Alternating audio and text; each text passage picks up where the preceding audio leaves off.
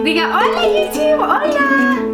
Diga hola! Hi guys, welcome back to my channel. Thank you guys for stopping by in this video. My name's Carol, this is Nehemiah. He's my only son and he is going to be a 1.5 years very soon. It's been very rewarding that I get to be a stay-at-home mom. It's been a blessing. In today's video, I'm going to be talking about things that I do not let my son do, my child, my kid. I don't let him do this, and I would like to apply this for future children, hopefully. We do not wait too long. The lighting is, as always, going to be a little rough because it's Jersey. You just never know with the weather. It was sunny literally 3 minutes ago, and now it's gloomy. But you're not here for the lighting, right? You're here for the information.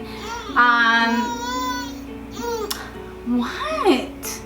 You're here for the information I'm about to give you. I'm not trying to shame anyone, so please do not give me any hate. If you get triggered or if you don't like the things that I'm saying, exit out. The two people that I would like to give credit to is Sarah Therese and Melina Ciciotti, I don't know.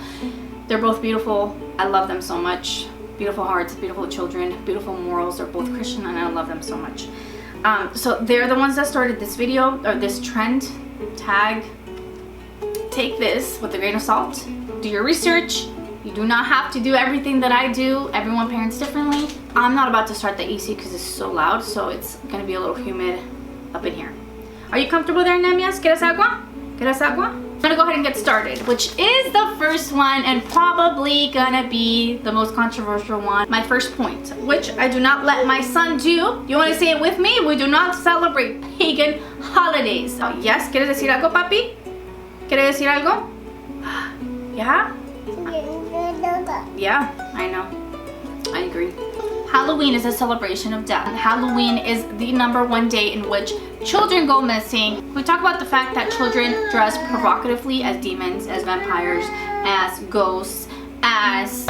I don't even want to say it. I pray that we're not doing this to our children because it's opening things up in them spiritually. We are not alone in this world. There is a spiritual world out there that we need to learn about. Samhain, I hope I'm saying this correctly, is the origin of Halloween. And Samhain is a pagan origin in which it would include human sacrifices. I get a lot of questions to what my son's gonna wear for Halloween. He doesn't dress up for Halloween. I don't want him to dress up for Halloween because it is allowing spirits to come into his world, into our world.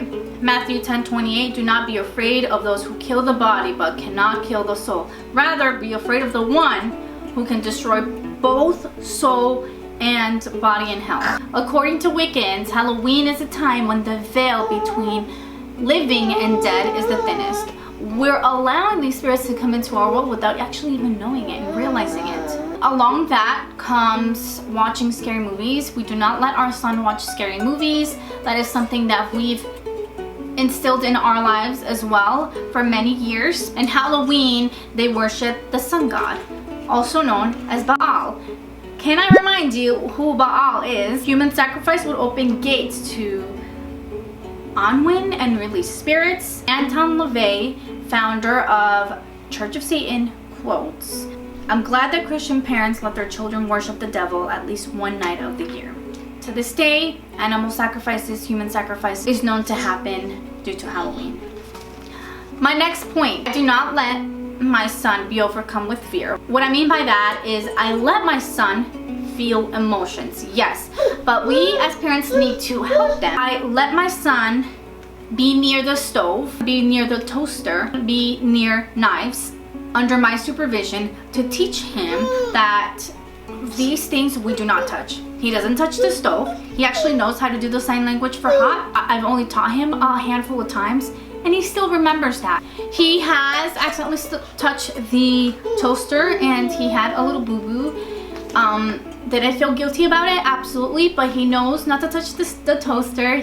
Every time I take it out, he knows not to touch it. I've taught him not to touch knives. I presented the knife in front of him, definitely without not having him touch it, but what I did, here's the blade. I grabbed his little hand and I said, no, like, you know, ouch.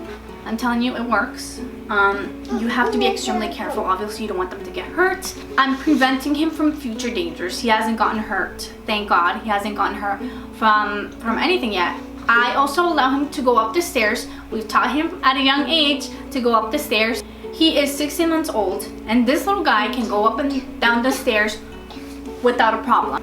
He's not afraid of stairs. He's not afraid of bugs.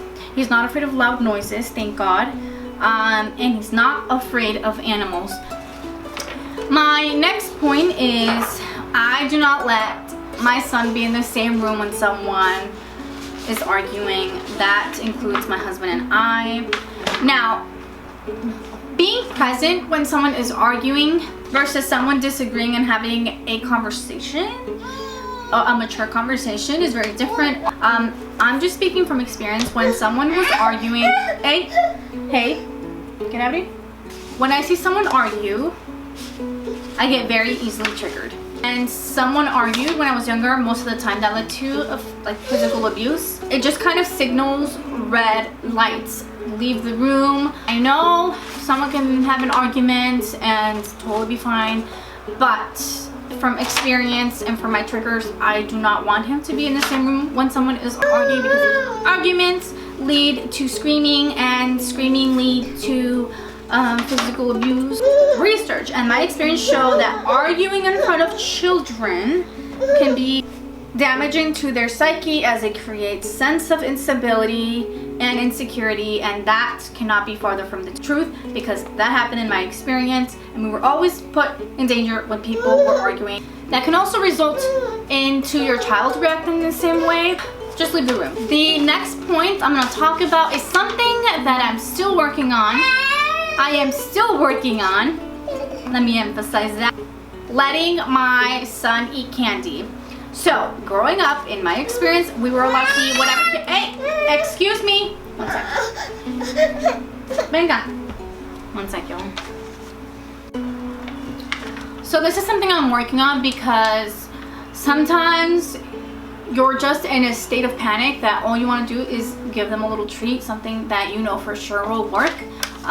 But there are other solutions, other ways, giving them healthier snacks. Because that just leads to a lot of negative effects, and I'm going to start with, it can lead to cavities, it can lead to behavioral problems like hyperactivity, and I've seen it in him. Every time he eats something sweet, he becomes extremely hyper, okay, high in sugar, high in corn syrup. I've seen it in him, and he just reacts. I'm going to give him soda, or straight up juice. The juice portion, obviously, he can have juice. When I give him juice, I always water it down. Apple juice, regular juices, orange juice, all of that, I always have to water it down. I'm definitely a fan of candy. That's something I'm working on as well myself, and so I need to lead by example. Studies also show that candy, things that are high in sugar, can lead to health problems such as heart disease, links to acne, diabetes, things that we kind of already know, and it's kind of common sense. So I have allowed him to have candy before, and I will continue to allow him, but definitely not often. My next point, I don't confine him in the cart when I go grocery shopping. So what I mean by that is, if he wants to get out of the cart when we're grocery shopping, I let him. Allow them to do things out in public, so that they can learn that they have to respect it, and saying, oh wait, you can do that, but you can't do that.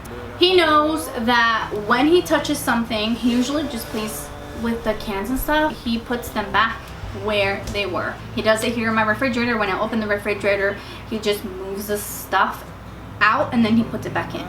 Next, I want to talk about, this one is, we are so known for this, and Sarah also talked about it in her video, and that is avoiding learning opportunities or being overprotective. You want to protect your children, but you also need to allow them to make mistakes. I just don't seem to understand why everything is kind of a big deal nowadays. I know that our mothers or their mothers and grandparents and all that were that way because of experiences. I think teaching them at a young age to allow them to be in situations that they have to figure, oh, I shouldn't do that again, kind of thing, in a controlled environment, healthy environment, with mommy looking over you or daddy looking over you. I also don't let him be fearful of getting dirty.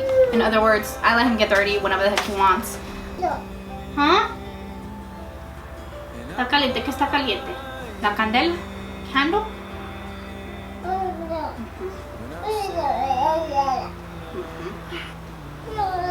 Okay, está caliente. ¿Qué está caliente? So I let him get dirty. I let him run around barefoot. I let him run around. I let him get dirty.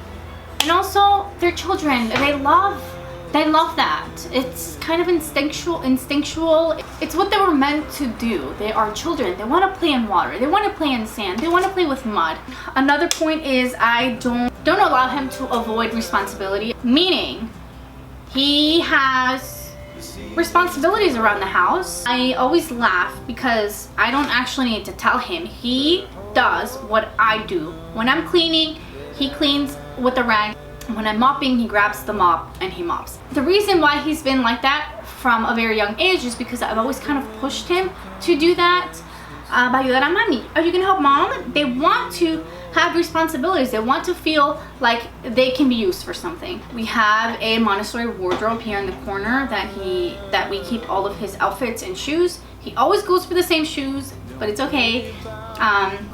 So we've taught him to try to be independent as much as possible.